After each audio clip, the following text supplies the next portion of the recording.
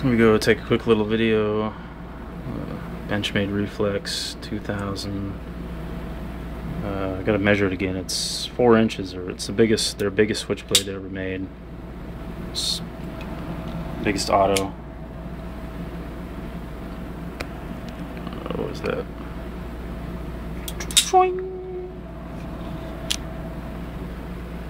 You talking to me?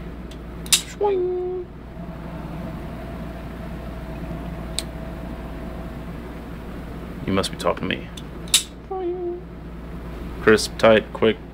It's gonna get a little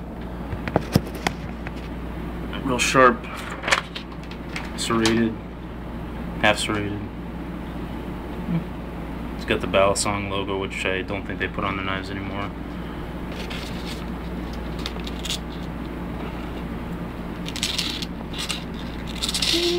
That's not a good.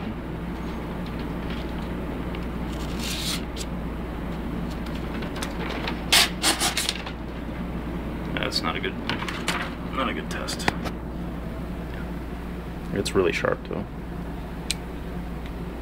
It'll slice the paper. It'll just not tear really.